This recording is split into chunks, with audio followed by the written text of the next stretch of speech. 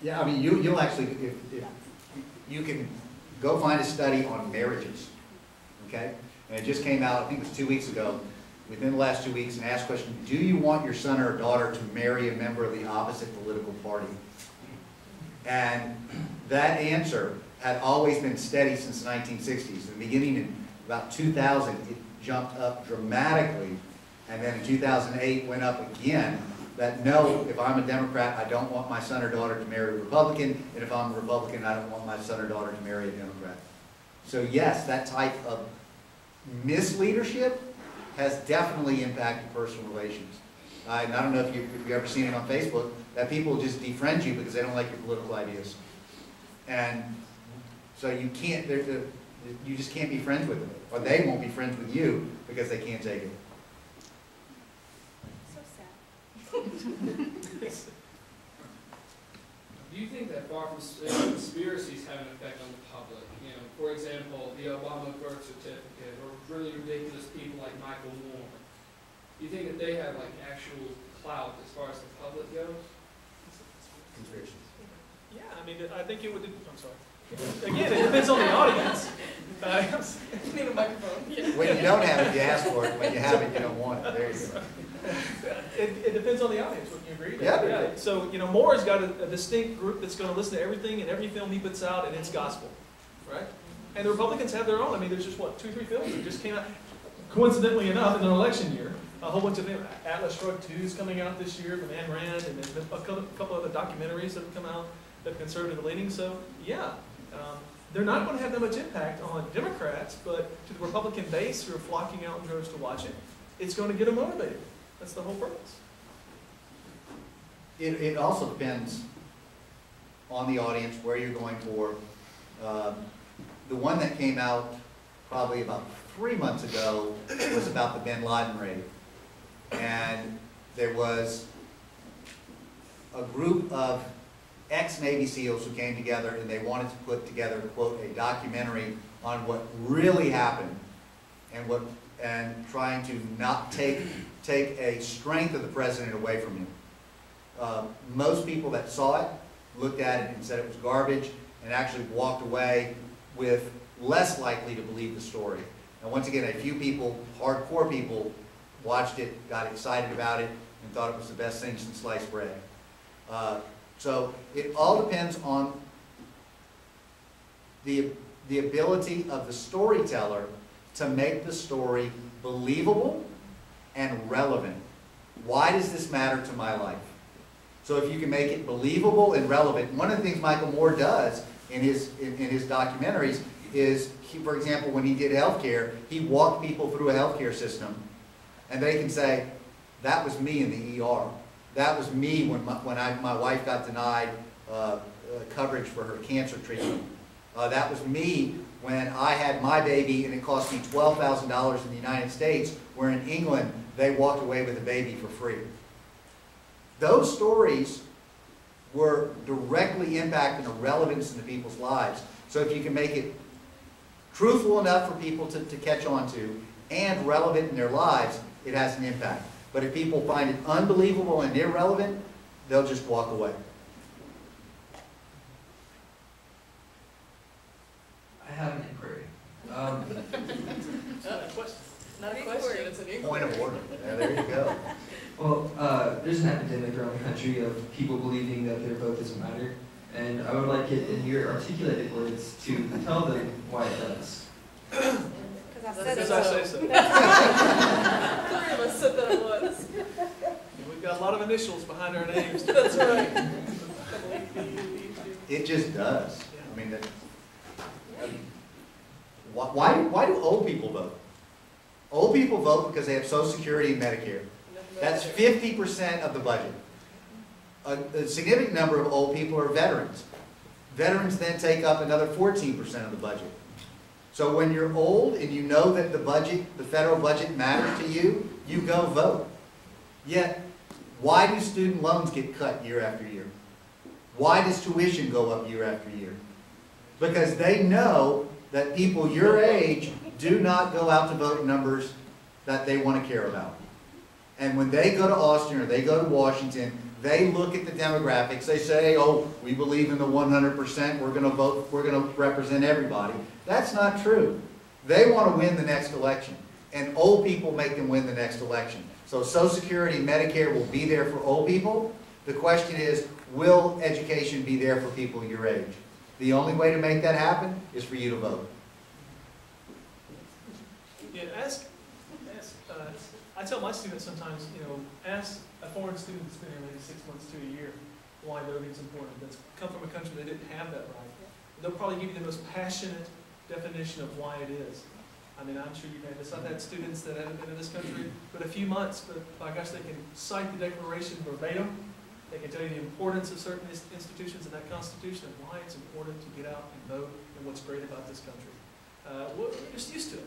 It's just a given. And I think that's a shame.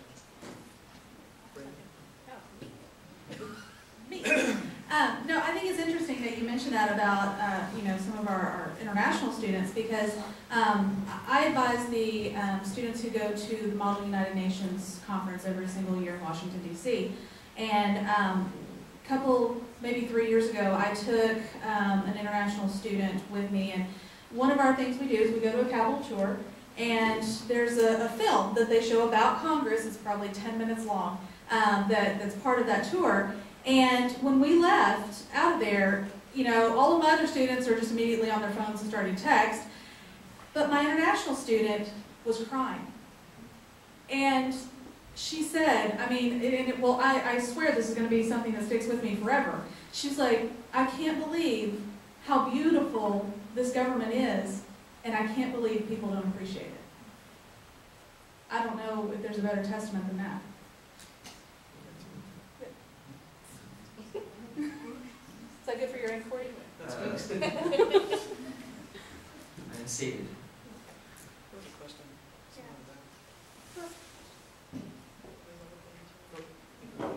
Oh, there's one. The Electoral College, it's an all or nothing.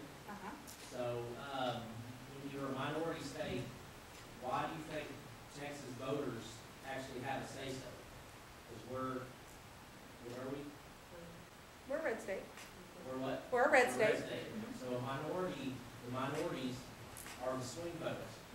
So a lot of people think, I don't have to vote, because we're already a minority, we're not a minority state, we're not a swing voter. So how do we approach that? Okay, well, first of all, each state gets to determine how they award their electoral votes, because not every state is winner takes all. Maine and Nebraska are not winner takes all.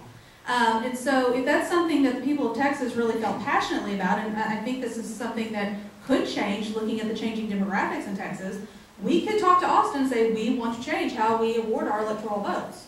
That's perfectly acceptable. The state determines that. And so if the people of Texas really said, we don't want it to be all or nothing anymore, we want it to be proportional, then we could make that happen. But a lot of people don't know that. And so I think that education is a big part of that. And so, if we want to change that, we should do that. And, and then we would see, a split because of, minority representation. We would see a split in how our electoral votes are awarded as a result of that. You ever think it will? Decisions are made by those who show up. Oh, exactly. You can do the math. The amount of people who don't show up in Texas elections could easily, particularly when in minority communities down in the valley or in the cities, could easily flip this state in a heartbeat. And all it is a matter of people deciding it's important enough for me to go to the polls. And so when it is in the interest of people who do vote to suppress people who don't vote, because then they get what they want, and the people that don't vote don't get what they want. So there's enough voters in the state of Texas to fundamentally change the dynamics in this state if they had the confidence and the commitment to go to the polls and make it happen. Yeah, the voting numbers are very telling, and most people don't realize this. If you look at the voter turnout in Texas, it's abysmal. We have, in the peak year of 2000, in the 2000 election, we had a 52.5% turnout. And that was a year we were running George W. Bush. And what people don't remember is that in 2000, in Texas, Bush was very popular. And so to only have a 52.5% turnout rate, that's crazy. But on average, we have about a 48-49% turnout rate in national elections, in our presidential elections. And it goes down from there. If you look at statewide elections, it's 28.4%. If you look at constitutional amendment elections, it's 8.7%. And so we have more people not voting than voting. And so if everyone who says, I can't, that this isn't going to ever change, would actually get up and vote, then we would see significant changes. I always tell my students, it's a good thing that, Dr. King didn't say, the civil rights business is hard. This is hard stuff and it's going to take some time. It does. It's going to take time. And we're an instant gratification society. And so when things don't happen right away, we also get depressed about that. And we think, oh, well, we just should give up because it's not going to change. Anything that's worth having is worth investing the time and making it happen.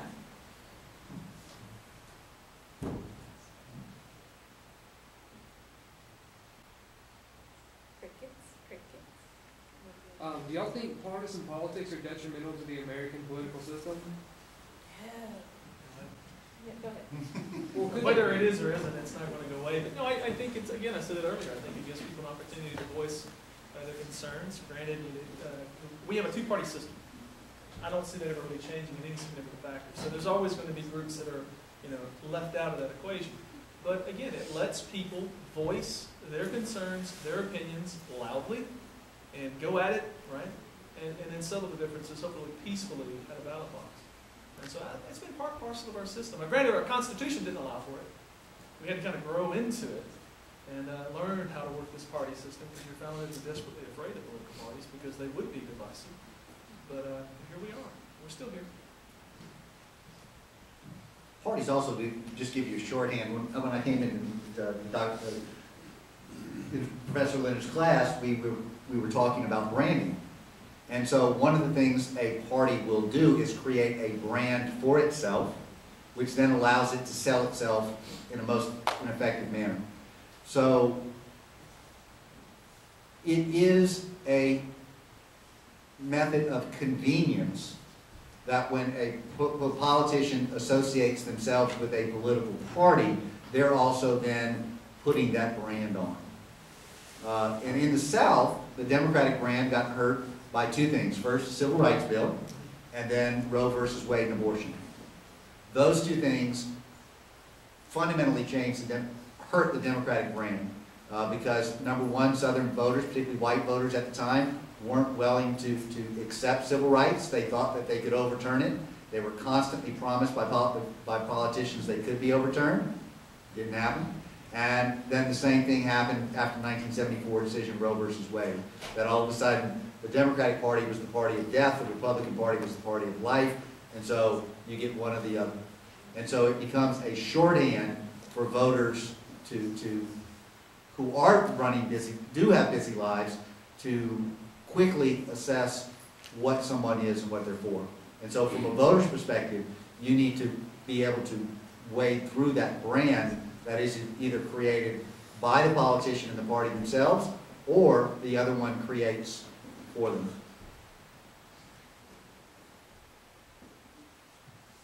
Do you believe that political movements within particular parties, for instance, Tea Party, for instance, Occupy Wall Street, put more stress on that party or bring more light to that party? I'll give the easy answer. I think both. Great example right now, Mitt Romney with the Tea Party. He was destroyed by the Tea Party in the nominating convention. And they put a lot of pressure on him to go right, go right, go right. Of course, now he's having to go back center, center, center. So it puts a lot of pressure on the candidate to live up to those expectations, to get that block, depending on how big it is. The Tea Party is a significant block within the Republican Party.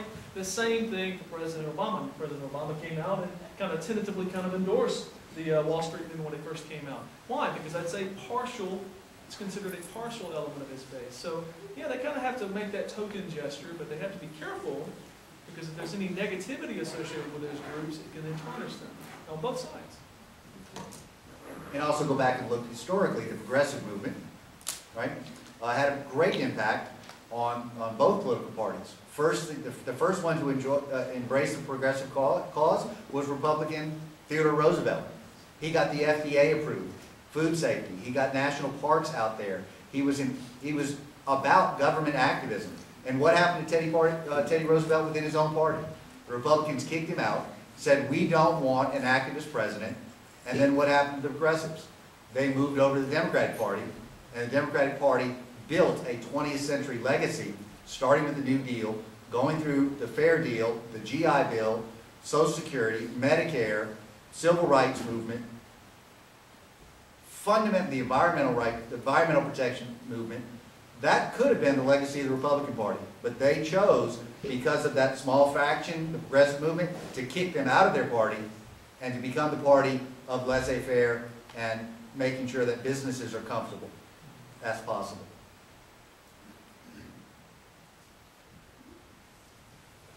As it's been said, a large amount of people do not vote, which could swing the elections in the opposite way. How could the people who do not or have not voted be encouraged in the best ways to get out to the polls and voice their opinions on the ballot?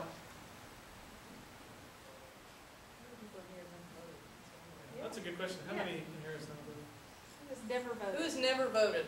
Show of hands. There you go. Yeah, and be honest, of those that have never voted, who can vote? Yeah. Yeah. Who's of age and never voted? There you go. Yeah, some of y'all are being all Yeah, shy it's like, now. Dr. Machen's looking at. Yeah, Even the guy that asked the question. yeah, who is this gonna be the first election that you're gonna be able to vote in for president? There you go. Oh, they Okay. registered to vote. And you are voting. Are they registered? Are you registered? Because today was the last. Don't worry, Today's it. we'll talk and I'll tell you both. That is the $24 billion question in politics. And it goes all the way from the ads we've talked about, all the way down to hiring drivers to go to someone's house, knock on the door, and say, I am going to bring you to the poll. Which is what I used to do as precinct chair. Yep. And it's not as prevalent in